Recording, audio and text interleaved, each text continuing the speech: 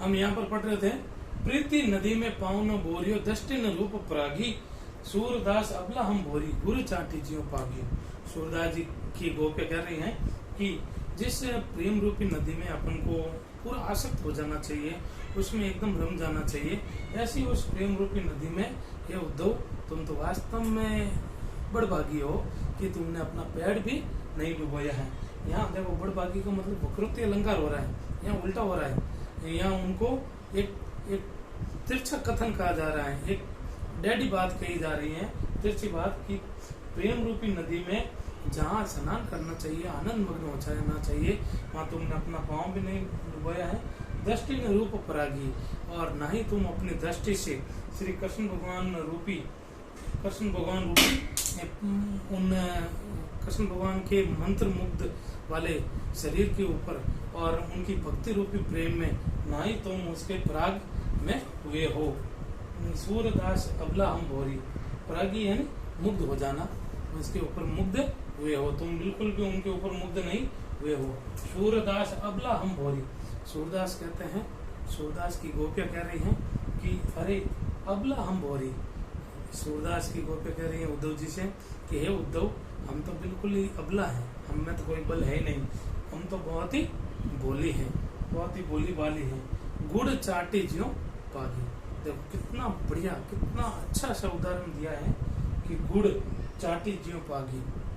हम तो श्री कृष्ण भगवान के प्रेम में इस प्रकार रम गई हैं कि जैसे गुड़ के ऊपर चिट्ठी चिपक जाती है। गर्मी में देखा होगा गुड़ पिघल जाता है और चिट्ठियाँ गुड़ मिठास के लोभ में, मीठा खाने के लोभ में वो आती हैं और उस गुड़ में ऊपर चिपक जाती है। तो यहाँ पर गुड़ किसको बताया है? श्री कृष्ण को। और चाटी यानी चिट्ठिया गोपियों को बताया, गोपियों ने अपने आप को चिट्ठिया बताया है और श्री कृष्ण भगवान को गुड़ बताया है। और मिठास श्री कृष्ण भगवान की भक्ति को बताया गया है, कृष्ण भगवान की प्रेम को बताया गया कि हम श्री कृष्ण भगवान के प्रेम में इस प्रकार से लिपट गई है कि जैसे श्री कृष्ण भगवान जैसे गुड़ के अंदर चिट्ठियाँ चिपक जाती हैं, और चिट्ठी अब गुड़ के अंदर, पिघले हुए गुड़ के अंदर चिट्ठी चिपक तो गई, अब वो निकलेगी कैसे? अब तो हमारा शरीर टूट कर ही अलग होगा, तो भी हम यहाँ से निकलने वाली नहीं है। ये इन्होंने बहुत ही अच्छा बताया। एक बार पूरा इनका देख लेते हैं। ये उद्धव, तुम तो बहुत ही बड़े भाग्यशाली हो जो श्री कृष्ण भगवान के प्रेम के बंधन में नहीं लिप्त हुए हो, नहीं बंधे हो, ना ही मन अनुरागी और ना ही अपना मन श्री कृष्ण भगवान के प्रेम में अनुरक्त किया है, ना ही उसके मन प्रेम में मग्न हुए हो। जिस प्रकार कमल के पत्ते जल के भीतर रहते हुए भी उसके शरीर के ऊपर, यानी कमल के शरीर के पत्तों के, कमल के शरीर के ऊपर पानी की एक बूंद भी नहीं ठहरती है, या पानी के अंदर वह अपना देह शरीर नहीं डूबता है। ज्यों जल माँ तेल की गागरी, ज्यों जल के भीतर, ज्यों जल के अंदर तेल से सनी हुई कोई घड़ा डुबाते हैं और उसको बाहर निकालते हैं तो एक बूंद भी उसके ऊपर नहीं टिकती है। ताको न ला बूंद न ताको लागी, उसके ऊपर एक भी बूंद नहीं लगती है। उसी प्रकार तुम भी श्री कृष्ण भगवान रूपी इस बड़े से तालाब में उस चिकने घड़े के समान हो जो पानी के अंदर डालकर वापस निकाल, कृष्ण भगवान रूपी भक्ति रूपी जल के अंदर डाला और बाहर निकाला, लेकिन फिर भी तुम्हारे ऊपर एक उनकी भक्ति रूपी, उनकी प्रेम रूपी एक भी बूंद नहीं टिकी। प्रीति नदी में पाँव न बोरियो, यहाँ प्रेम की नदी चल रही है, लेकिन उसमें भी तूने स्नान करना, उसमें लिप्त हो जाने की बजाय तूने अपना एक पाँव भी नहीं डुबाया है।